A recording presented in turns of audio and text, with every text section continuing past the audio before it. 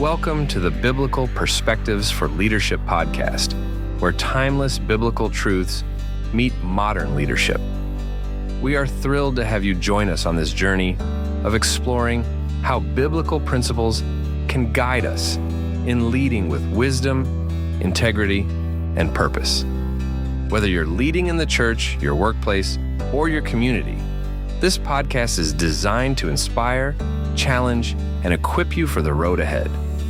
Let's dive into today's conversation and discover how Scripture shapes the way we lead.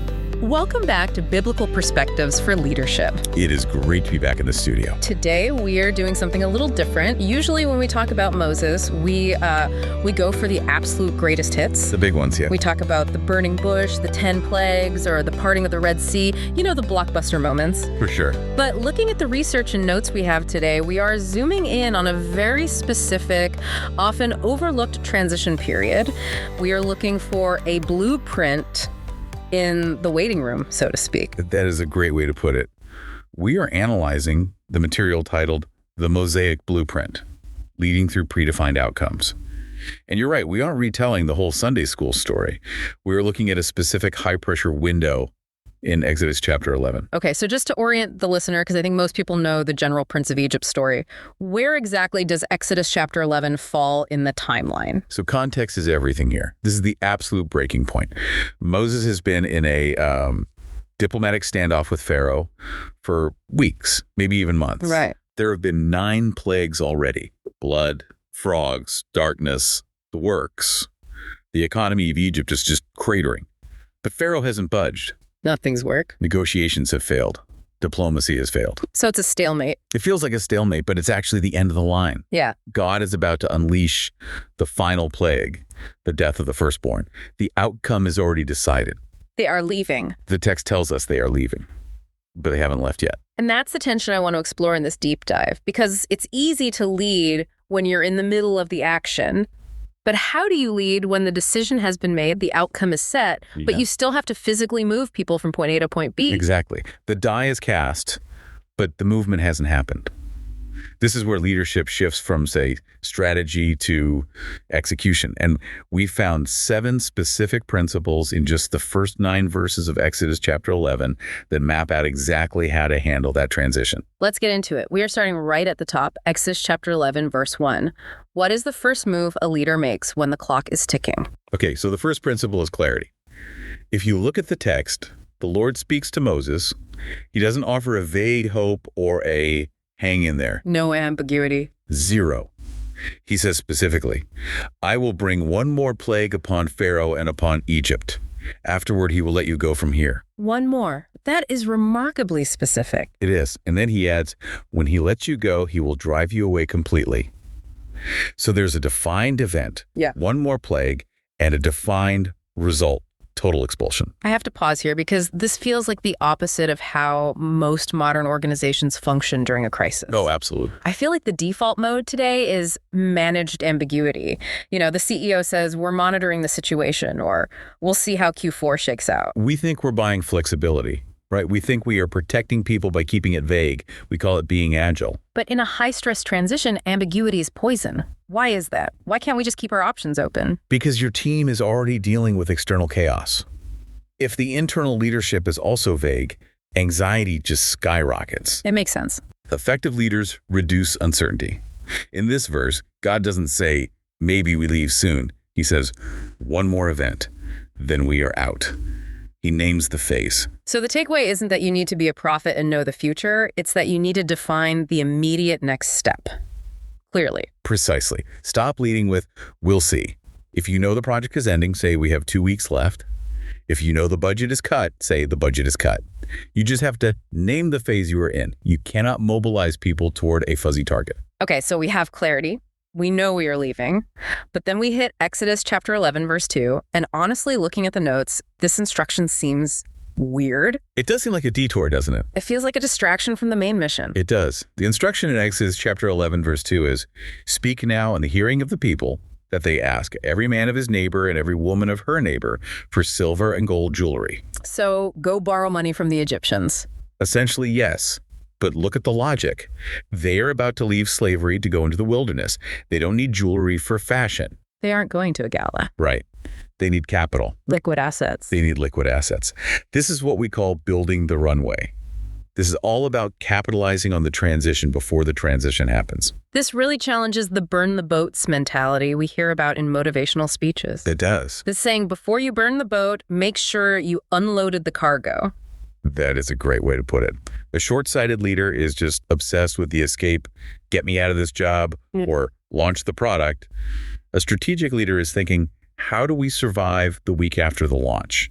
The material used the phrase, build the runway now. And it applies to everything.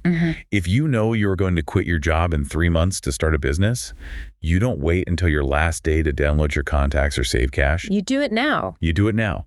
If you are launching a new ministry, you don't wait for the doors to open to start fundraising. You ask for the silver and gold while you are still in Egypt. You secure the assets you'll need for the new reality while you still have access to the old one. That is just practical wisdom. Yes, but, and this is a big but, you can't just walk up to your neighbor or your boss or your client and ask for silver and gold if they despise you. Right. If I tried to borrow $1,000 from a neighbor I've been feuding with for 5 years, the door gets slammed in my face. Which brings us directly to the third principle. This is the mechanism that makes the ask possible. We see it in Exodus chapter 11, verse 3. Okay, the text says, the Lord gave the people favor in the sight of the Egyptians. And then it adds this detail about Moses personally. Moreover, the man Moses was very great in the land of Egypt. In the sight of Pharaoh's servants and in the sight of the people, very great. Some translations say highly regarded. This is the principle of stored influence. Okay, but hang on a second. I want to challenge this a bit. Moses has been the source of 9 plagues. The Nile turned to blood. The crops were destroyed. Why on earth would the Egyptians regard him as great? I know, it sounds like a paradox. Shouldn't he be public enemy number 1? And that is the fascinating part. They might hate the message, but they respect the messenger. Moses has been consistent. He hasn't lied to them. He hasn't wavered. He said, X will happen, and X happened. Every single time. So it's about credibility. It's about a track record. Influence is like a battery. You charge it up over time through character and consistency, and you spend it during a crisis. The reason the Egyptians gave them the silver isn't because they were happy. It's because they respected the leadership. Let's ground this. I want to move away from ancient Egypt for a second. Let's talk about a team reorganization. The material mentions this is the perfect testing ground for stored influence. Can you walk us through what that actually looks like? It absolutely is the perfect test case. Yeah. Okay, so imagine you are a manager. You know that in 2 months, your company is going through a massive restructure. A big one. Yeah, we're talking role changes, reporting lines shifting, maybe some layoffs. The outcome is decided, just like in the story. So you're Moses in this scenario. You know the plague of the reorg is coming. Right. Now imagine you have spent the last 6 months being distant, hiding information, or being inconsistent with your team. And then on the day the reorg is announced, when the chaos hits, you try to tell everyone, trust me, it's going to be okay. We can get through this. They're going to eat you alive. Right. They'll roll their eyes. They won't believe a word. Exactly. You cannot manufacture trust during the crisis. If you haven't put in the work, your words mean nothing. But if you have applied the Moses approach, what have you been doing for those 6 months prior? Well, based on the principle, you've been advocating for them. You've been transparent where you can be. You've been consistent. You've been charging the battery. You are building relational equity. Maybe you helped them with a small problem 3 weeks ago. Maybe you were honest about a budget issue last month. You were becoming highly regarded. So when the bad news drops. When the bad news drops, they trust you. Not because they like the news. Nobody likes a reorg, but because they know who you are. They withdraw from the bank of trust you built 6 months ago. That is such a crucial distinction. We often try to spin the bad news to make it sound good so people will trust us. But you're saying trust doesn't come from the spin, it comes from the history. Character plus consistency equals favor. That is the formula in Exodus chapter 11, verse 3. If you haven't built that bank, the crisis destroys the culture. If you have, you can lead them out. Okay, moving on to the next section. We have the clarity, we have the resources, we have the trust. Now Moses has to actually deliver the final message. And looking at Exodus chapter 11, verses 4 through 6, this is not a motivational speech. So, this is grim. it is incredibly heavy. Moses goes to Pharaoh and announces the death of the firstborn. He describes a great cry throughout all the land of Egypt. This brings us to principle 4, courageous communication. Because Moses doesn't soften this, does he? He doesn't say, hey, Pharaoh, something unfortunate might occur regarding the children. Not at all. And that is the leadership lesson. Leaders do not soften what must be said. They communicate hard truths clearly and responsibly. But we hate doing this, especially in corporate cultures. We love the compliment sandwich. Oh, the compliment sandwich. You're great. You're fired, but we really like your shirt. Exactly. We do it because we think it's nicer. We think we're being gentle. We do it to protect ourselves, not the listener. We feel awkward delivering bad news, so we wrap it in fluff. But that's not kindness. It's confusion. I see that. If a layoff is coming, if a project is canceled, if a performance review is failing, you have to be clear. As the material says, avoiding tough conversations delays pain and multiplies it. Delays pain and multiplies it. I think we've all experienced that. The manager who hints at a problem but never says it, so you keep working on a doomed project for another month. And then when it finally collapses, the pain is 10 times worse because you wasted that month. Moses lays out the severity and the scope. He respects the gravity of the situation by telling the unvarnished truth. He owes them that much. Now, right after this incredibly dark announcement, we get this detail in Exodus chapter 11, verse 7, that I honestly laughed at when I first read it. I know the one. It seems so random. The dog verse. Read it for us. Exodus chapter 11, verse 7. But against any of the people of Israel, either man or beast, not a dog shall growl, that you may know that the Lord makes a distinction between Egypt and Israel. Not a dog shall growl. It's such a specific sound engineering detail. Why is this a leadership principle? It is about distinction and excellence. Think about the soundscape. Outside, in Egypt, there is wailing, panic, running, screaming, absolute chaos. Right. And inside the Israelite camp, silence, order, peace, not even a dog barking. So great leadership creates a microclimate. That is a perfect way to describe it. The world outside your team might be chaotic. The market might be crashing. The industry might be in turmoil. But inside a healthy team led by a capable leader, there is a distinction. So if I walk into a department and everyone is frantic, running around with their hair on fire, shouting across the room, then the leader has allowed the external chaos to breach the wall. Your team should feel less chaos and more confidence than the people outside the team. If your internal culture is just as frantic as the crisis outside, you aren't leading, you're just participating in the panic. God made a distinction, and as leaders, we are responsible for maintaining that boundary. Exactly. You are the eye of the storm. It's about creating a standard where the team knows, okay, the world is crazy, but in here, we have a plan. In here, we are calm. Okay, so we have clarity, preparation, trust, courage, and distinction. But now we have to deal with the leader's internal state. Because Moses isn't a robot. And in Exodus chapter 11, verse 8, we see a crack in the armor. We do. The text says Moses told Pharaoh all this, and then he went out from Pharaoh in hot anger. Hot anger, that's strong language. Moses is ticked off. He is furious. And think about the human toll here. He has been stonewalled, lied to, and threatened with death. He's exhausted. The emotional toll is massive. It is. And this brings us to principle 6, emotional pushback. So the lesson isn't leaders never get angry. I think we sometimes conflate professionalism with having no feelings. No. Emotions are data. Strong leaders feel deeply. If you don't care, you aren't leading. You're just managing a spreadsheet. But notice what Moses does with the anger. He leaves. He leaves. He removes himself from the situation. He walks out. He walks out. But does he change the plan? Does he say, you know what, Pharaoh, I'm so mad I'm calling down fire right now? No. He goes back to his people and gets them ready for the Passover. Right. He doesn't let the anger steer the mission. That is the discipline. We see leaders today who get disrespected or frustrated, and they make reactionary decisions. Oh, all the time. They fire someone on the spot. They pivot the strategy because they are offended. When disrespected, pause before you pivot. Exactly. Stay aligned to the assignment, not the mood. Moses felt the anger, acknowledged it, and then went right back to executing the plan God gave him in Exodus chapter 11, verse 1. Which leads us to the final principle, and this one. This one is the hardest one for me to swallow because it really challenges how we define success. It really does. It strikes at the ego. We are looking at Exodus chapter 11, verse 9.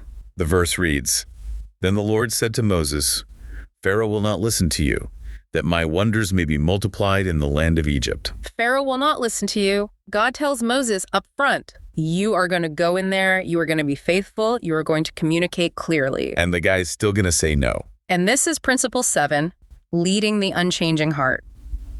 Sometimes outcomes and resistance are just baked in. They are. But usually we think, if I'm a good leader, I can convince anyone. If I'm persuasive enough, I can get buy-in. Of course. There are thousands of books on influence and getting to yes. And those books are valuable.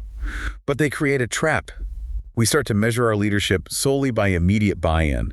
We think, if they didn't agree with me, I failed. But look at Moses. Was he a failure because Pharaoh didn't listen? No, he was doing exactly what he was supposed to do. Exactly. Leadership includes continuing faithfully even when you know some hearts won't change, even when you know the resistance is predictable. So how do we measure success if it's not by conversion? If I can't measure success by everyone agreed with me, what is the metric? You measure it by obedience and execution. Did you deliver the message clearly? Did you prepare the runway?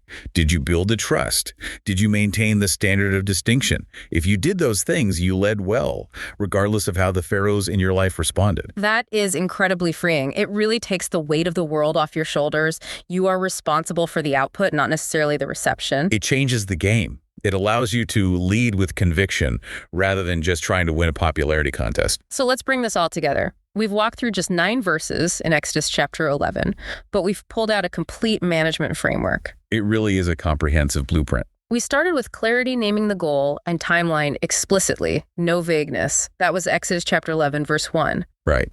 Then building the runway, securing the resources you need for the future before you leave the present in Exodus chapter 11, verse 2.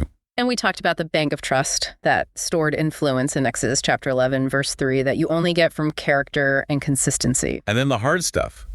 Courageous communication, telling the truth, without the sugarcoating from Exodus chapter 11, verses 4 through 6. Distinction, creating that culture of silence amidst the chaos in Exodus chapter 11, verse 7. Emotional pushback, handling your anger without wrecking the plan in Exodus chapter 11, verse 8. And finally, leading the unchanging, heart-choosing faithfulness over popularity in Exodus chapter 11, verse 9. It just shows that these ancient texts aren't just history lessons. They have immediate, tangible application to our boardrooms and our living rooms. Yeah, absolutely do. And if I can leave the listener with one final thought to mull over. Please do. We spend so much energy trying to convert the opposition. We want everyone to like the plan. We want 100% consensus. But I want you to look at Moses in this story. He was arguably the most successful leader in the Old Testament. He liberated a nation. Absolutely. Yet his main opponent, the person he spent the most time talking to, never listened to a word he said. That is a stark contrast. So the question is, are you defining your leadership success by who listens to you or by where you are going? Because sometimes leading well means walking away from a pharaoh who refuses to change and focusing your energy on the people who are ready to move. That is a powerful place to land. Thank you for joining us on this deep dive into the story of Moses. We hope you found some silver and gold to take with you. Until next time. Thank you for joining us on the Biblical Perspectives for Leadership podcast. I hope today's insights have encouraged and equipped you to lead with faith, wisdom, and purpose. Remember, the greatest leader of all time taught us that true leadership is about serving others. If you enjoyed this episode and podcast, be sure to subscribe, share it with others, and leave a review. It helps us reach more people with these transformative truths. Until next time, keep leading with grace and walking in purpose.